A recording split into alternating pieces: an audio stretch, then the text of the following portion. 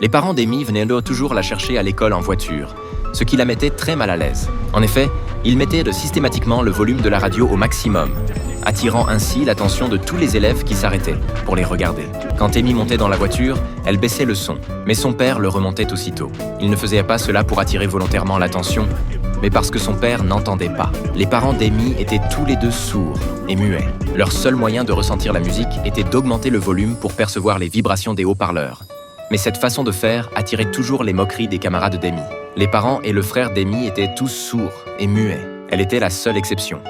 En tant que seule personne normale de la famille, c'était elle qui se chargeait de toutes les interactions avec l'extérieur au quotidien. Vivre dans une telle famille lui mettait beaucoup de pression depuis son plus jeune âge. Toute la famille vivait de la pêche. Chaque jour, Amy devait régler son réveil pour se lever à 3 heures du matin et réveiller son père et son frère. Ensuite, ils partaient ensemble en mer pour pêcher. Si Amy devait aussi y aller, c'était d'une part pour aider aux tâches, mais surtout, et c'était le plus important, pour répondre à la radio. C'était seulement ainsi que leur bateau de pêche était autorisé à prendre la mer. Quand ils vendaient pour le poisson aussi, ils n'avaient pas besoin d'elle pour communiquer. Toute la vie de la famille dépendait d'elle.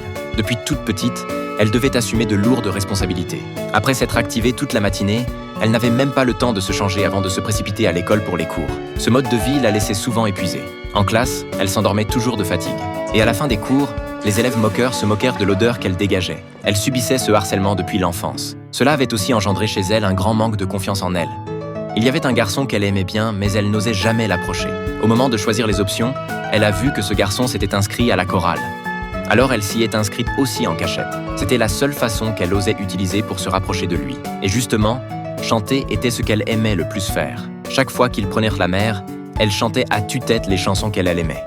Elle pensait qu'elle chantait plutôt bien, mais dès le premier cours de chorale, elle a eu le trac. Le professeur demandait à chaque élève de chanter une phrase de « Joyeux anniversaire » afin de déterminer leur timbre de voix. Ses camarades rivalisaient de prouesses techniques, interprétant « Joyeux anniversaire » de toutes les façons possibles.